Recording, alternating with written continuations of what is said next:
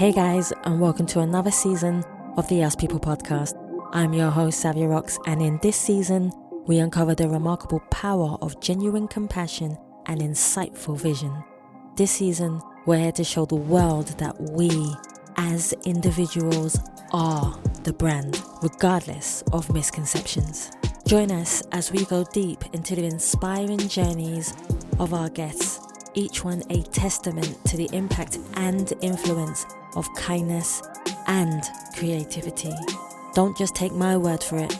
Hear their stories, feel their passion, and discover the transformative potential within us all. So stay tuned as we shine a light on the truths that connects us and inspires change. My name is, hey, Eminem. No, that's not my name. My name is Lawrence Johnson, and you're listening to the Us People's Podcast with Savia Rock.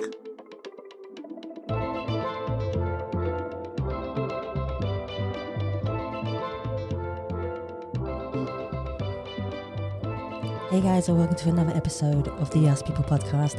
I'm your host, Savia Rocks, and today I'm humbled to have Lawrence Johnson here with me, who is a creative director, vocal arranger, and consultant. Lawrence, I want to thank you so much for taking your time to come on the Us People podcast. How are you?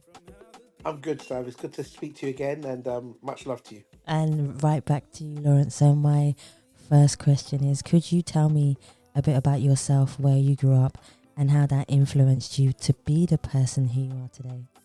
Okay, well, I grew up in North London, originally from Finchley Park, and around about age 8, my parents moved to Tottenham, which was quite a tough time because I was an Arsenal supporter. Most people know Finchley Park is in North London, where the Arsenal supporters are, and their general rivals are Tottenham. Yep. So we had a bit of a teasing in classroom when I was at school. I was probably the only Arsenal person at school. Then I went to church and was doing music from pretty young age. And my mum ran a choir, a church choir, about 50 kids. And I was one of the singers in the choir. I was around about the age of 10 or 11. And I remember saying to my mum, "Mum, I've got this really good idea for a song." And she said, "Is it gospel?" Being Caribbean, I said, yeah, it's gospel. It wasn't. It was a song by a guy called Rod Stewart. Most people know Rod Stewart. Yep. He had a song called "We Are Sailing," and we sang it in church. Now, if you know anything about Caribbean churches, all I could hear was people saying, "They must sing pop song in church." No, I could hear the people comments, and I was singing, "Oh my god!" And we were singing. In my head, I heard this really big sound, like "We are sailing." But in reality, because we're 10 years old, it was like "We are sailing." Yeah, and it was really, really poor. And I remember afterwards, my mum pulled me aside. She said to me, "I thought you said it was gospel." And I was like, I had my head down. And I remember her doing this, picking my chin up and saying, "I knew it was Rod Stewart's song." In other words, what she was saying, "I want you to try new things." And so Yes. that's where it started for me at a very young age, where my mum said, "Let's try stuff," even though it was very controversial because if you sing secular songs in church at that time, it was really difficult. So that was the first start, and then I started a choir called the London Community Gospel Choir, which a lot of people may know. It's called LCGC. Myself and three other guys, Basil Mead, Delroy Powell, and John Francis, started this choir. I was around about 17, and we got thrown out of my church for starting this choir because they didn't like the idea of us mixing with other people. They wanted us to just stick to our church, but I wanted to mix with different churches and meet other young people. And so we started this choir. It was very controversial, and most people, if you join the choir, they get thrown out of church. So I had about 100 people 100 young people that were with us singing, and my pastor said it's not of God, it won't last. And we ended up we were singing, and we ended up doing getting a phone call from a guy called George Martin. Mm-hmm. George Martin's the guy that did the Beatles. I didn't know who he was, and we then got invited. Basil, who was the older one of the four of us, we got invited to go to some studio called Abbey Road Studio. Yes. Now I know everybody knows what Abbey Road I Studio, but was I there was 10. yesterday. I was driving past it yesterday. Well, I didn't Yeah. even have a clue what I didn't never heard of Abbey Road Studio. So I went to the studio. I saw people taking pictures of the zebra crossing. Yep. All these weirdos. Why are they taking pictures? Weird. Different people taking that. And then I went to the studio. We was there with this guy. I didn't know who he was. And then he was talking to us for a while about he wants us to do a song, put a choir on a song. Now, we hadn't even done a show yet, a first show yet. And then within about 15 minutes of that conversation, in walks Paul McCartney. So Paul McCartney, and I was like, him I knew. I was like, oh my god, it's Paul McCartney. I was probably losing it. And I remember Basil just knocking me and saying, calm down, you can't. I was just losing it, man. And we ended up doing the soundtrack for a film. It was a song called Long and Winding Road, which is a Beatles classic. And we did it for a film called Give My Regards to Broad Street. So that's the first time I'd ever been in the studio, and the first thing I ever did. That was just nuts to think that I was going to the studio, and the first thing you ever did is Paul McCartney for a film. So that was my first kind of start, and that was what for me helped to launch me into doing stuff that I'm doing now. So that's kind of what I did. And LCGC now as a choir, they've been going now 45 years. That the choir that we started. Now I don't do it anymore, but it's been going 45 years. And then I started a group called New Colours as a gospel group, and I was signed to Universal, and we did 2 albums. So that's quite new to see a gospel doing kind of kind of spiritual, but strictly kind of more mainstream music. And so I did that, and then after doing that for been signed for 2 3 years, I then decided I wanted to just do vocal coaching and vocal arranging. And then I got a phone call from a guy called Simon Cowell, which I'm sure most people know who he was now, but at the time he wasn't well known. And he called me and said, "Are you the guy that did this and this?" At the time, I'd done quite a few things. And he said, "Yes." I've never had anyone ever tell me, because usually when people ask me what you've done, I've forgotten stuff. But he was the one that said to me, "Are you the guy that did this and this, Lighthouse Family and different acts?" And he said, "Can I meet you?" And I said, "Yeah." So they sent a car for me. I went down to Sony BMG. This is before any TV show, anything before that. So he wasn't known outside. And he met me, and met him at the studio at the record company. He said, "I'd like you to work with." He played me a song. He said, "I want you to work on the arrangements of this song." It was for Gary Barlow's solo album. Yes. And that's when Gary went solo. So that was my first project with Simon. And from then on, I was doing the TV show. I was on the show called Pop Stars Arrivals, and I was Girls Aloud's coach for the whole series. And so that's where it started for me, really. So that was one of my first big breaks with that. And then I went on to do stuff between the voice and other stuff. So I kind of wanted to concentrate more on industry stuff and different groups and bands, and then I went on to do a few soundtracks for films like Four Winds of Funeral, Love Actually, Aladdin with Will Smith, and Dear Evan Hansen was with that, did it with Taylor Swift. So yeah, it's been a very good and productive many years. As you can see, I've got grey beard for a reason because I'm old. Oops, I'm not going to say that about Savia. Sorry, babes. His grey beard is wisdom. Listen, please don't listen to Lawrence when he talks about stuff like that, guys. Sorry. There's nothing wrong with Lawrence. If you see Lawrence, he acts more like a kid than me and you. Trust me, believe me.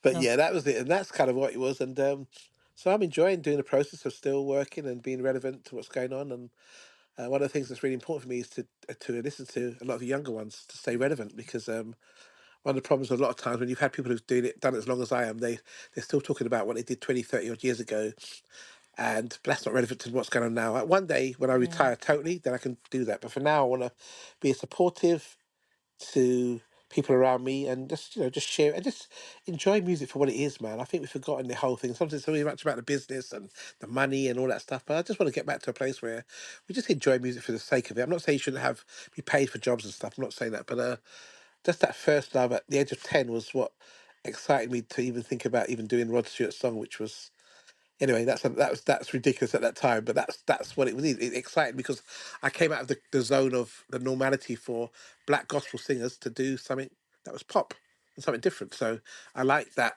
phrasing about what I felt was important for me as a person. I love that. So my next question is: can you define who you are as a person, Lawrence? But also, who do you see when you look in the mirror?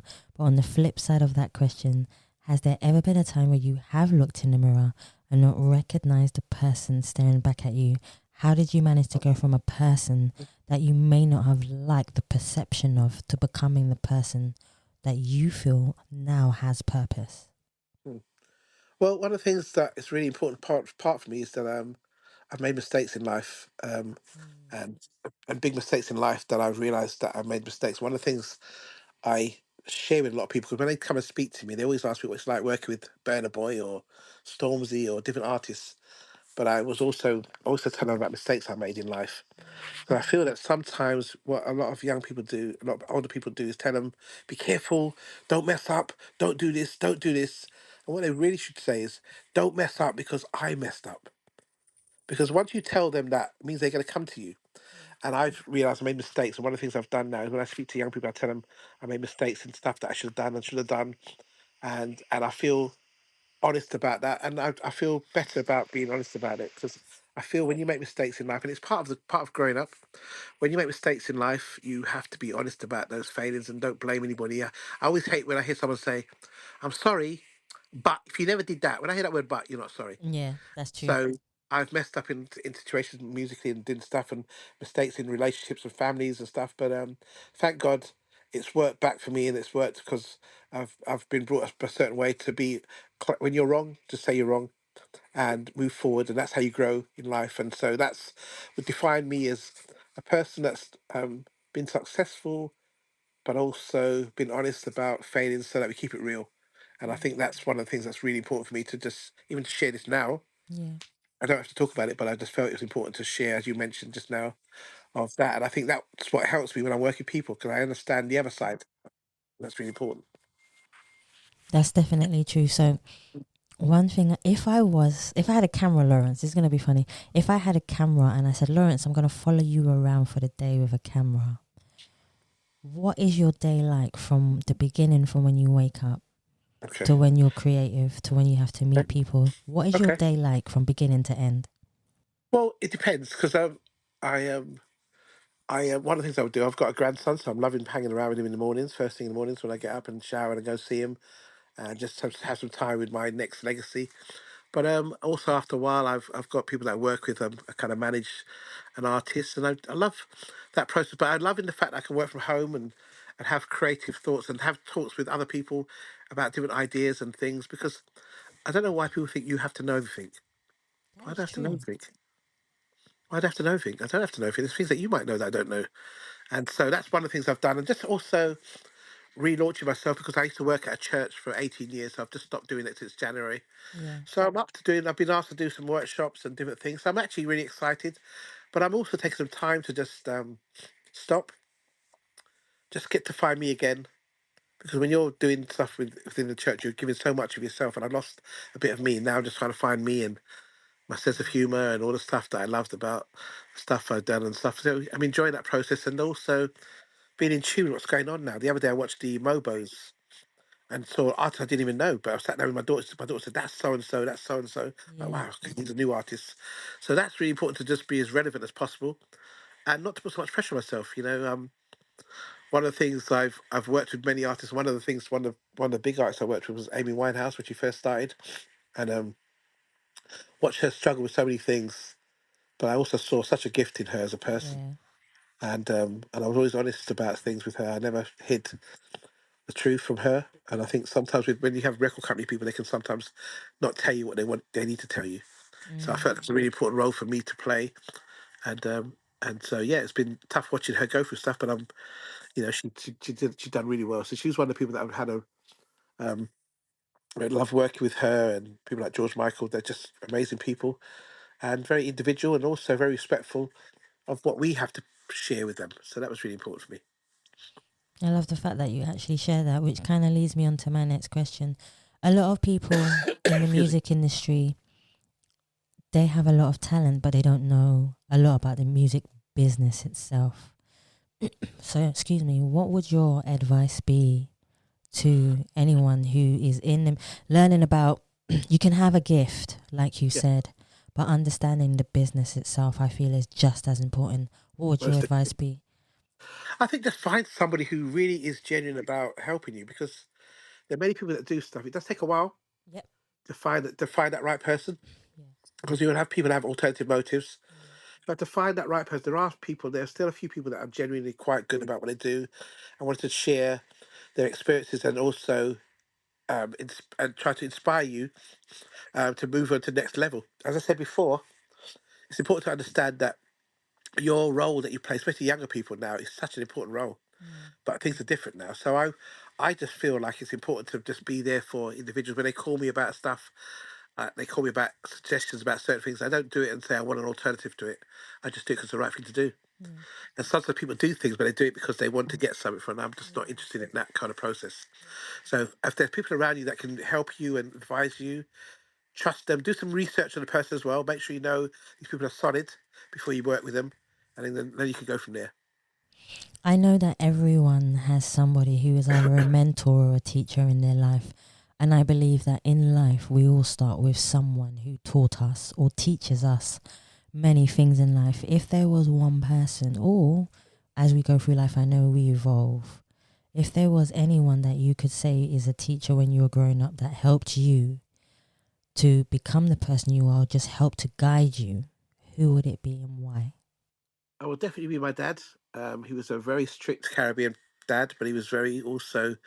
He pushed me for excellence. He was one of those people that if you did anything, you want to be on time. Mm-hmm. I know sometimes as black people, we have a tendency about black timekeeping.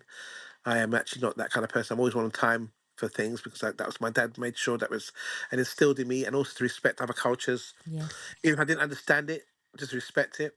So he was an important part, and then a guy called Basil Mead, who was the co-founder of LCGC, was my mentor. He was such a encourager, still is. He was the one that pushed me even when they were. He was supposed to be in front. He'd push me to go and pick up awards, or you as assistant, you go and do it. And so he'd always encourage me. So I've carried that legacy now. When I see people, I try to do that same thing. So Basil Mead definitely, and my dad, who lives in Houston now, were the two major, and obviously my mum, who allowed me to come up with that crazy idea for that song. We are sailing. Sorry. If you could choose one quote that represents you as a person, what quote would you choose and why would you choose that particular quote, Lawrence? I think if I have a quote, I'd be one of the quotes I would have is it's a biblical quote actually. It's "Judge not, that you be not judged." I like that. And it's one of the things I find we do as people. We're very judgmental, Yeah. and I feel that sometimes if you don't understand something, if you want to do, you can pray for them and support them. You don't have to, as I said before, you don't have to always understand it and agree with it, but show some support and just be there for them. And rather than belittling them or talking about them behind their backs, all that stuff, I think that can be such a negative thing. So just, I usually say that, Jerry, just judge not that you be not judged, because everybody in some stage in life make mistakes in life. We That's all do. true. So I think that's a really important thing for me, is that I'm not into the judgmental thing. I might not understand everything, and I might not necessarily do stuff, but I just have a way of just that's me personally, because there'll be things that people don't like, but why I do. And there's certain things I know that you don't like hearing. Like for example, I'm old, Mm. and it's Here we go. it's Here we so. go. But I don't need to judge me because I'm old. That's You, it. you're not old, Lawrence. Guys, every time I speak to Lawrence and we have a conversation, the first thing he says, and I say, "How are you?" He go, "I'm old." He'll literally just say, "I'm old." It's Grey, nothing to do with. I've got grey grey, hair, Lawrence. whatever. I do. You probably dyed it grey. That's why. Unfortunately, in my case, this is natural, baby. What are you trying to say? I got big hair, remember? It would Yeah, just I show. know, I know, I know. If there was one question that you wished anybody would ask you and you've never been asked that question, what question would it be and why? Well, I think one of the questions probably would ask is, um, I am why I still want to do music at the age of 63, and I'm driven by the fact that I think actually with all the things that I think God has done for me to make open certain doors, I still think the best years ahead is ahead of me. Ooh. That's actually a beautiful answer. Yeah, I think that's to me that's the best here. I feel that doors are going to open for me, that different things that I've never done before, and even though I've got an amazing track record of stuff that I've done, I still think there's going to be better stuff that could come up, and I'm excited about that because I feel like music is such an amazing door that goes around, and certain things are happening now, and I want to be, as I say, I want to be relevant, and I'm interested in trying to what's going on now and how can I be relevant at this age, and still be doing really well in what I do, and also being inspiring to other younger people as well as older people. So that would be what I would like to do. You've worked with so many artists, Lawrence, but if I was to say to you, is there any artist that you would have liked to work with or would like to work with that you didn't have a chance to work with yet? Okay, two of my favorite artists was Prince 100%. and Michael Jackson. Mm-hmm. And I was able to work with Prince on a track with a woman, an artist called Moni Love. Yes. So he supplied the vocals for a song. So I didn't get to meet him, but we did the vocals and sent it to them. And Michael Jackson was obviously one for me. Was the kind of the king of pop, and I'd love to work with him. And that's so funny because I did an interview about this same question. This was last year sometime. About 10 o'clock in the morning, someone said to me, "Who would you like to work with?" I said, "The two people I'd like to work with would be Michael Jackson and Prince." And then about 6 o'clock in the evening, this was last year, March. I got a phone call from a friend of mine who I've not spoken to for about 20 years saying, "Loz, I need you. Loz," they call me short Loz. I said, "Oh, what's it for?" He says, "I'm working with the Jacksons. Can you help me with vocal arranging?" I went, "What do you mean the Jacksons? Like Tito, Jermaine, Marlon, Jackie, this me." Oh my God. So that morning I did an interview. By 5 o'clock, I got a call to work with the Jacksons. 2 days later, I was up in Manchester and I met the Jacksons and I worked with the Jacksons. So that was the closest I got to Michael. Which is amazing. That's manifestation right there. Most definitely. That's what we say. That's manifestation. So we spoke a little bit about judgment just a second ago. Now, if I said to you, Lawrence, if you take away the word judgment, because like you said, people are always judging us based upon how we look, how we speak, the small things that we do. And I always say to people, I find our imperfections as perfections. That's with non-judgment. But if I was to take the word judgment out of the dictionary, what do you believe that you would do differently in your life, knowing that nobody is allowed to judge you? I don't, to be honest, I'm going to be honest with you. Mm-hmm. I've always been this way. I have a mindset that says this. If 99% of the people, and that's been from a young age, say, let's go right, and 1% says, let's go left, my mind always says, what do the ones on the left know? That the And the ones ones on on the the right right don't know. don't know. Mm-hmm. That's always been how my mind is. In fact, they told me my choir's not of God, you can't start. I was 16, I was told that. I've always been told not to do certain things, and I've done it. So I've always had that spirit from day one. The fact I did that song I mentioned, that's not what you do in church, especially in churches.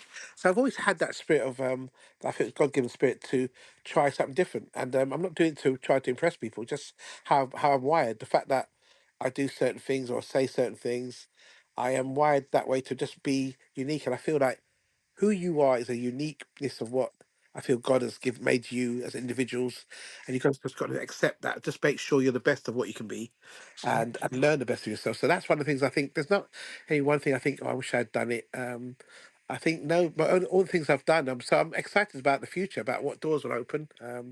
Even now, even though I've done a lot of stuff, I'm still excited about the potential of what can happen. And so the sky's not the limit, really. I love the fact that you said that. What are you, Lawrence, most proud of that you stand for? I'm very proud about the fact that I really like to be supportive of a lot of young people, That is true. especially those who, even if they're not even started, to be give them a chance. And if I get a chance to open a door for them and do this, I do it because someone did that. Someone did that to me, Yep, and I love that. so I've never forgotten that. And so when I'm doing stuff, if I'm working with different artists, or it's Sam Smith or whoever I'm working with, my choir is all young people. See? And I have a team of, if I'm doing an artist and I want to bring a crew of runners around, I bring young people around me. So they get a chance to understand what it feels like and to learn. And I explain to them, this is what's important for you to learn. And I pour into them as well. So that's really important for me. I think that's probably the legacy I want to maintain, that I spent time with them. And sometimes people do things, they do it for a reason, say, well, I opened that door for you. I don't think I opened the door for you. It was going to happen anyway. Just that I felt God used me for that process. So I don't have that thing when people say to me, "Thank you for doing that." I said, "Yeah, it's good, but it was going to happen for you anyway." Just that it was me in this case. So I don't have that ego of I did that for somebody. I don't have that ego, but I know also that my role is to be to be there for the guys and encourage them. And it's not necessarily everybody's thing to do music. Maybe it's other parts. Maybe it's just going to do workshops or going to do different things of artistic or creative stuff. Maybe management, maybe songwriting, different things that maybe not everyone wants to be an artist, not everybody wants to work in that field. Yeah, But it's just to follow your dream and to don't let anybody stop you from going for what you have to go for. I love that. See, that all makes sense to me so much. If you were stuck on a desert island, if I brought you to a desert island and I said, Lawrence, I'm going to leave you there for 24 hours and you have to bring one president, one activist, and one musician to have a conversation with, who would you bring and why? President I'd like to bring would be, um, I think definitely Obama. Mm-hmm. Definitely Obama. Um, I just felt there was so much things that happened, especially being the first black prime minister, president. I would like to activists. I'd like to. I like one of the things that there was actually there's probably two presidents. I love. I think Robert Kennedy was a Yes, major that's a good thing. Was one. definitely one for me. Definitely those two. Um, Cheating a bit there, and then Martin Luther King, without doubt, would be definitely one person. I'd love to just hear his heart and how he went through, how he got through certain things, would be really interested in doing. And this is probably a little bit more um, controversial, but I'd like to actually know behind the other side of someone that who's been very kind of. I feel sometimes when I see this person talking, I hear them, I feel that they're saying certain things to get a reaction, and I Yeah, want to know if it's really attention. them, and that's Yeah, Trump. yeah, the same. I'd like to know what behind the scenes, away from everything else, what the real side of that is, because I feel that he says certain things because it causes that, and I want to know what the real side of him is, and how he would see things really. Those are the three people I should say actively. I think yeah, definitely those people. Definitely Robert Kennedy for what he did, especially during the times, and then one more person. Definitely Nelson Mandela. You'll have a whole carnival. Yeah, Nelson Mandela Lawrence definitely. will have a whole carnival on the island, Yeah, which will most be an definitely.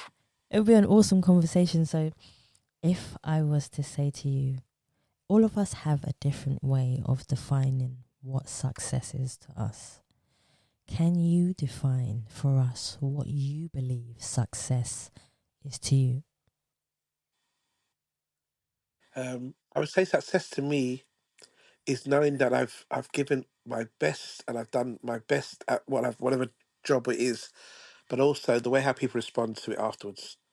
I remember I was working with a certain artist, Sam Smith, and I remember walking through the auditorium and there was an orchestra there, and I remember the orchestra one of the violinists said to me, "Oh, it's really nice work. I just love your spirit." And that for me is really important because when I meet that, or I also met one of the members of the public who said, "I love your choir," and it just feels so nice. And it's not because what the problem is sometimes is people think because of it's what you do artistically. You want to hear that voice and you hear that riff, but most people, the general public, just go, "I just like that person because he's a really nice person." Yeah, that is very true. That's why when you listen to say TV shows like Britain's Got Talent, you can get really. I'd probably be on a show going, "Yeah, she's really good," but I know she didn't breathe hair, she didn't do that stuff. The general public just like Simon Cowell because he's just real. I just don't like it. I just don't think you're very good, straight up. Or I like you because I think you're good. And I think that's the general public. And I think sometimes we can get too musical. That's why for me, it's also, I always go back, after I've spoken to musicians, I go back and talk to people that are not very musical. So when you think about this, you go, yeah, it's all right, LJ, but I prefer this. I like to do this. And I think if you lose the people, then you lose everything. And that's important not to forget the people we're singing to. The majority of people that listen to music and singing are not musical. They're not thinking, oh my God, hear Exactly. that riff, hear that run. What they just go, this they touched my heart and it made me feel good. And so we must never forget that. See, I love that. What is the best advice you have ever received? Best advice I've ever received is don't dye your beard because it makes you look younger. Was one of the advice I got recently.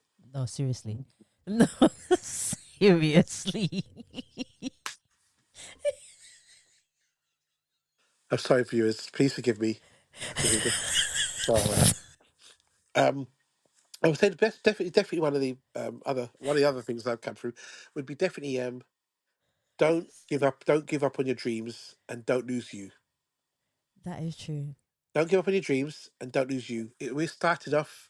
I was, when I was 16, and I had this thing about the choir and started things, and people told me it's not right, it won't last, and I did it, and I didn't do it to prove them wrong. I didn't do it to go right, show you, because that wasn't about them. My dreams were set for me, and I remember when I was very angry with how I felt the gospel community treated me because we started this choir, and I remember when I came back to England, I was in America for a while, and I saw the tsunami situation, excuse me, and I just felt I should bring people together, and I brought a team together. A friend of mine, I brought a team together.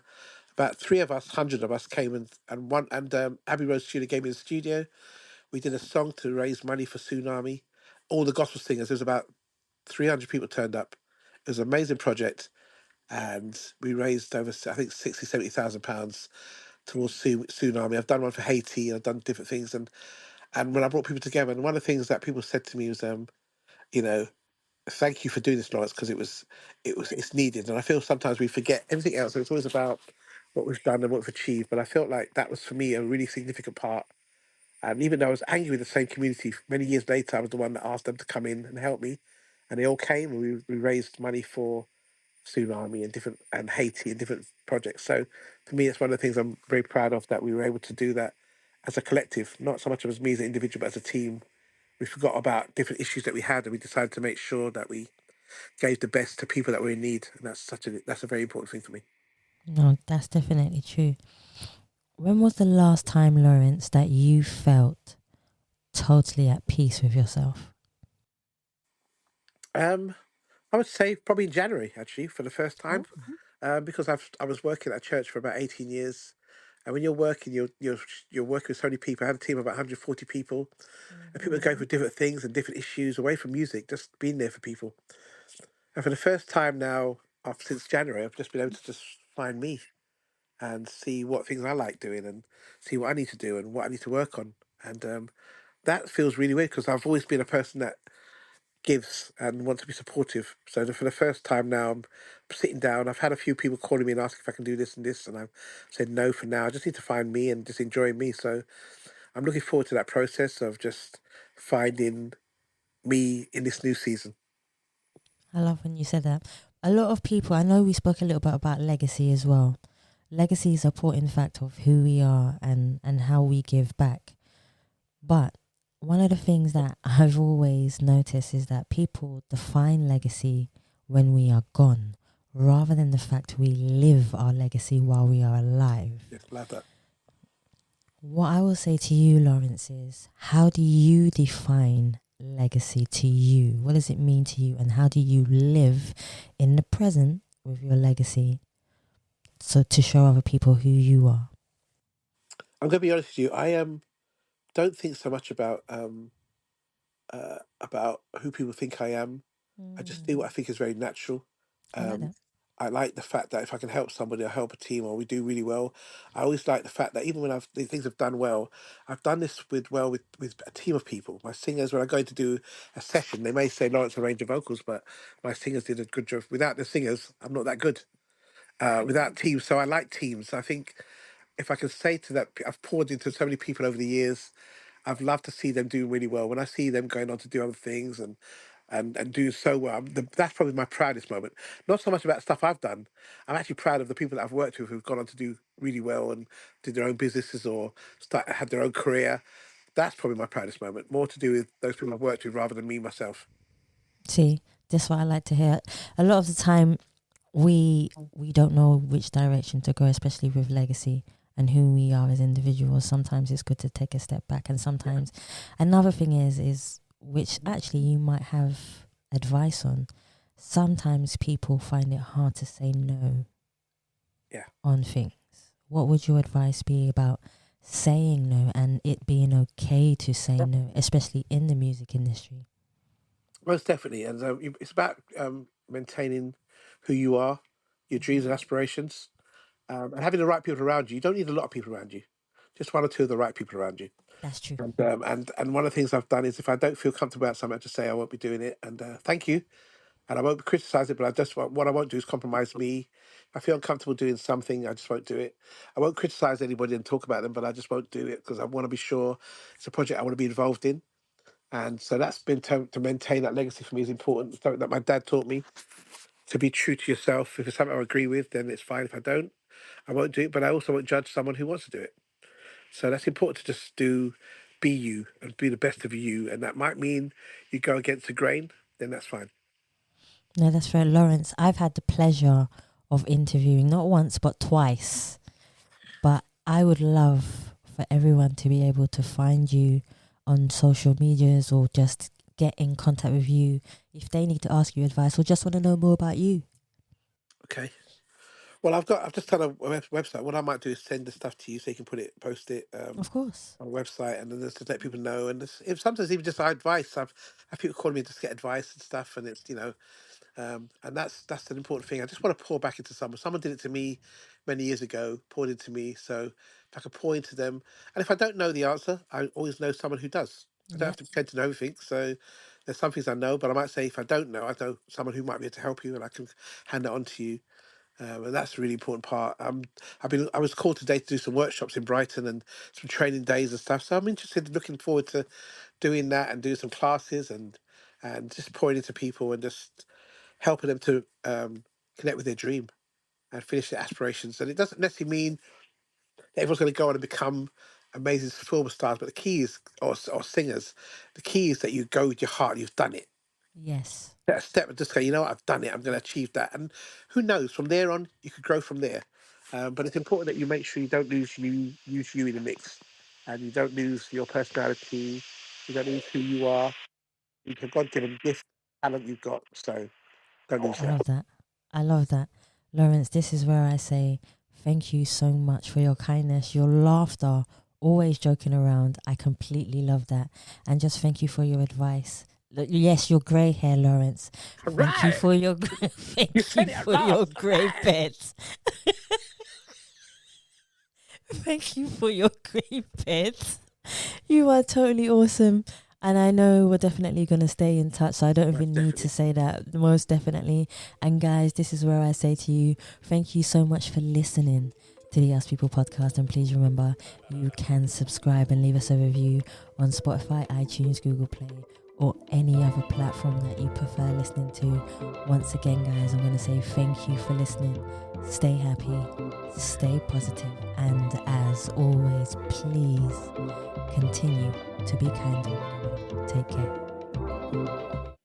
Society has made me want to validate me from my illusion that awaits me, from how the people will perceive me. It's my illusion that awaits me. We fight our war with ourselves. Our mental health is silencing us from our health. Social media is taking our time from connecting with each other soul to soul. Why we dance on TikTok, strike a post on Instagram, fight the world on a Twitter feed, link a thing on Snapchat. Why we dance on TikTok, strike a post on a Instagram, fight the world You're on a very good at Twitter this. feed. You need to have your own show, really, man. I mean, you're amazing. I don't think. I mean, I've done hundreds, but you're just so. I've forgotten that stuff. Your questions you ask, your just thoughts. It's like, oh man, you're amazing. Yeah, you need to be doing. I think Bim. I'm going to chat to Bim. Bim needs to be looking at seriously getting you out there because, apart from the fact that you write songs and do that, you've just got that gift of pinging up. It's going to happen. Trust me, it's going to happen. It's going to happen.